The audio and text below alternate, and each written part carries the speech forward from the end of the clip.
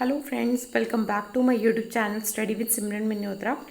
आज की इस वीडियो के अंदर हम डिस्कस करने वाले हैं ऑक्यूपेशनल स्ट्रक्चर के बारे में।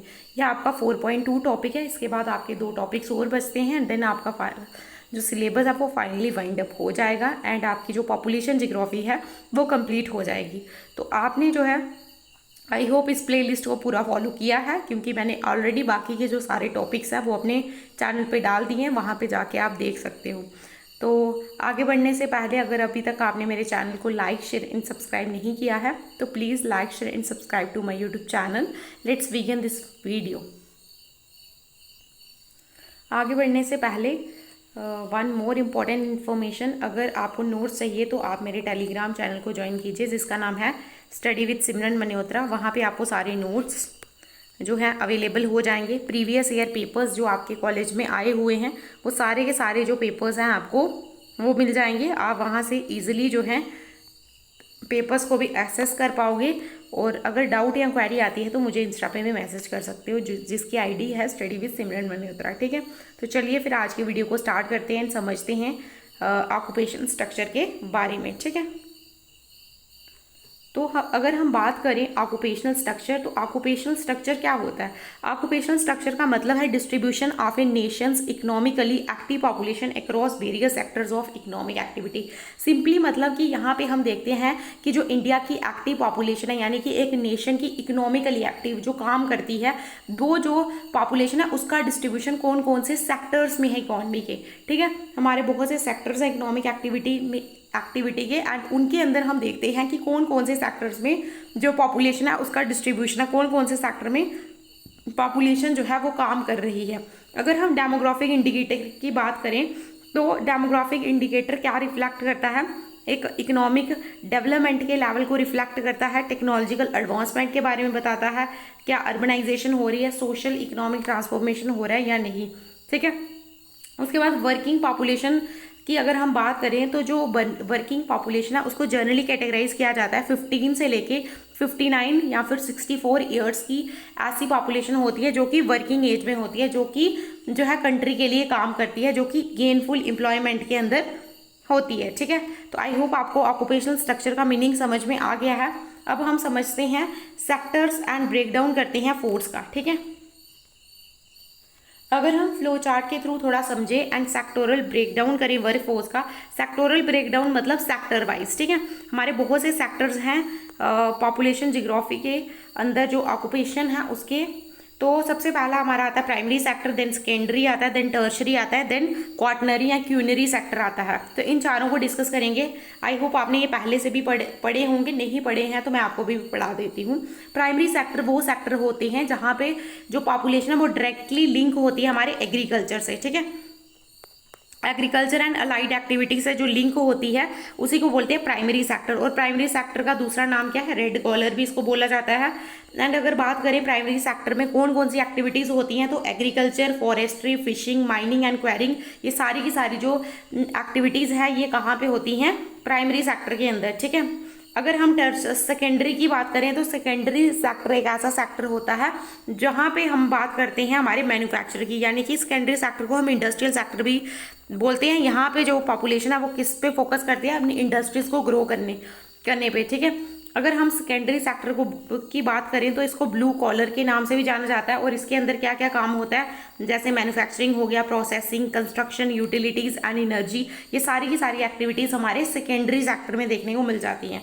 अगर हम टर्शरी की बात करें तो टर्शरी को हम पिंक या वाइट के नाम से भी जानते हैं। ये सेक्टर होता है जो डायरेक्टली आपकी सर्विस से लिंक होता है। ठीक है, जैसे आपकी बैंकिंग हो गई, कम्युनिकेशन हो गई, जो सर्विसेज से लिंक होता है उसको हम बोलते हैं टर्शरी सेक्टर। ठीक है, जैसे ट्रेड एंड कॉमर्स से, transport and communication, health care, education, ये जो सेक्टर जिससे लिंक होता है दैट इज टर्शरी सेक्टर। फिर आते हैं हमारे क्वाटनरी या क्यूनरी सेक्टर।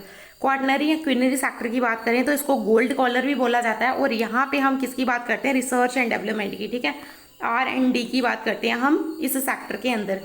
तो रिसर्च एंड डेवलपमेंट हो गया, IT, data analytics, executive decisions, policy formulation, ये सारा का सारा जो है हमारे क्वाटनरी या क्विनरी सेक्टर में आता है।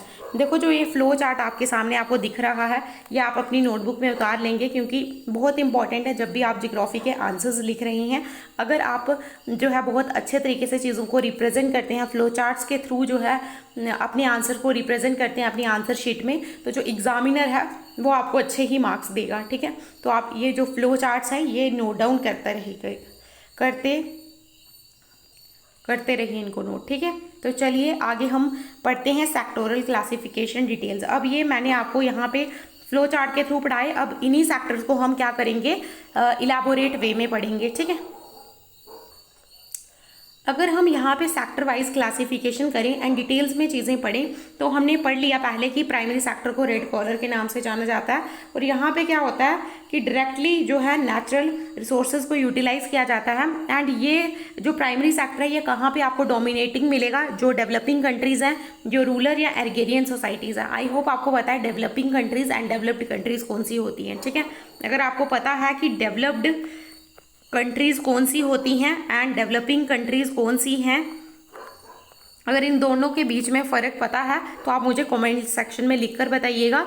अगर नहीं पता है तो नो लिख देना, मैं आपको आगे जो आने वाली वीडियो है उसके अंदर बता दूंगी। ठीक है, तो अभी मैं फ़िलहाल आपको इतना ही बता देती हूँ कि जो प्राइमरी सेक्टर है वो हमारी डेवलपिंग, रूरल या एग्रेरियन सोसाइटीज़ के अंदर डोमिनेट होता है।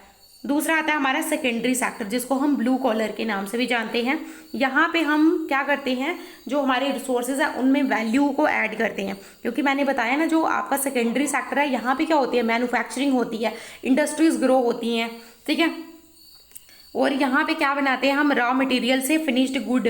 ठीक है, फिनिश्ड गुड्स बनाते हैं मतलब। ठीक है, और ये क्या बताता है कि जो इंडस्ट्रियल मैच्योरिटी है एक कंट्री की वो रिप्रेजेंट करता है हमारा सेकेंडरी सेक्टर। देन हमारा आता है टर्शरी सेक्टर। टर्शरी सेक्टर को हम पिंक या वाइट कलर के नाम से भी जानते हैं। यहाँ पे आपकी जो कमर्शियल एंड एसेंशियल सर्विसेज है वो आती हैं, जैसे आपका हो गया, मैंने आपको बताया, जैसे हमारी कम्युनिकेशन हो गई, बैंकिंग हो गई। ठीक है, सर्विसेज है, सर्विस वाला सेक्टर कौन सा है आपका, टर्शरी सेक्टर। ठीक है, उसके बाद नेक्स्ट आ जाते हैं हम क्वाटनरी या क्विनरी सेक्टर, जिसको गोल्ड कॉलर भी, ये सिंपली आपका R&D से लिंक है, यानी कि रिसर्च एंड डेवलपमेंट से। ठीक है, यहाँ पे पढ़ लेते हैं क्या लिखा है, ये नॉलेज इंटेंसिव ऑपरेशन में काम करता है। यहाँ पे हाई लेवल का एडमिनिस्ट्रेटिव रोल्स आपको देखने को मिलते हैं, innovation and top policy making के साथ ये सेक्टर आपका डील करता है, quaternary and quinary sector. I hope आपको ये सेक्टर का डिटेल एनालिसिस मिल गया है, समझ में आ गया है। ठीक है, अगर हम एक और फ्लो चार्ट को समझें एंड इसके अंदर हम डिस्कस करें कि हमारा इकोनॉमिक ट्रांजिशन मॉडल कैसा है, इकोनॉमिक ट्रांजिशन मॉडल क्या है, तो सबसे पहले यहाँ पे हम बात करेंगे एग्रेरियन इकोनॉमी।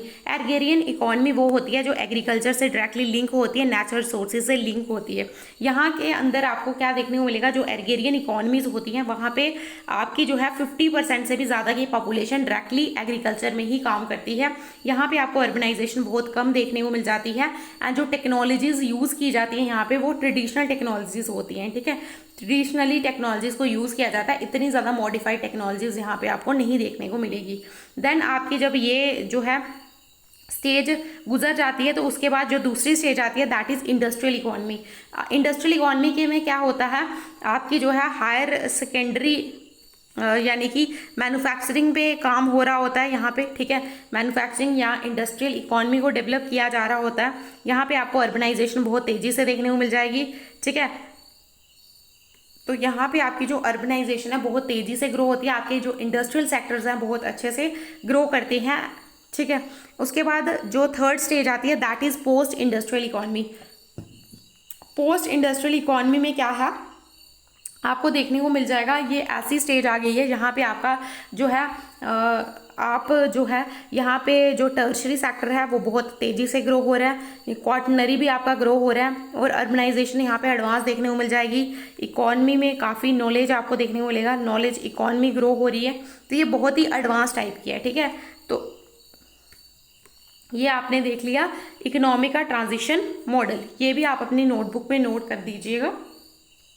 अगर हम बात करें हमारे डिटर्मिनेंट्स एंड ग्लोबल ट्रेंड्स के बारे में, तो कौन कौन से डिटर्मिनेंट्स हैं जो हमारे ऑक्यूपेशनल स्ट्रक्चर को इम्पैक्ट करते हैं। सबसे पहले कि उस देश का इकोनॉमिक डेवलपमेंट कैसे हो रहा है, मतलब एक देश जो है प्राइमरी सेक्टर के से जो है सर्विस या टेक्नोलॉजी ड्रिवन इंडस्ट्रीज की तरफ शिफ्ट हुआ है या नहीं। तो ये भी एक इंपॉर्टेंट डिटर्मिनेंट है कि इकोनॉमिक डेवलपमेंट उस देश का कैसा है, टेक्नोलॉजी एंड मैकेनाइजेशन में वो देश कैसा है, reducing labour demand in agriculture, pushing workforce to urban services. यहाँ पे जो लेबर डिमांड है क्या है कि जो लेबर की डिमांड है यहाँ पे आपको देखने को मिलेगी कि कम हो एग्रीकल्चर में, और जो वर्क फोर्स हो वो अर्बन सर्विसेज की तरफ आकर्षित हो। तो ये भी एक इम्पॉर्टेंट आपको देखने को मिल जाएगा डिटर्मिनेंट्स है। थर्ड, उन पॉपुलेशन के पास क्या होनी चाहिए, एजुकेशन एंड स्किल्स होनी चाहिए, ताकि वो क्या करें, क्वार्टनरी एंड क्वीनरी रोल्स में क्या करें, प्रॉपर अपना जो है एक स्पेशलाइज्ड नॉलेज को यूटिलाइज कर पाए। ठीक है। देन हमारे आते हैं ग्लोबल पैटर्न्स।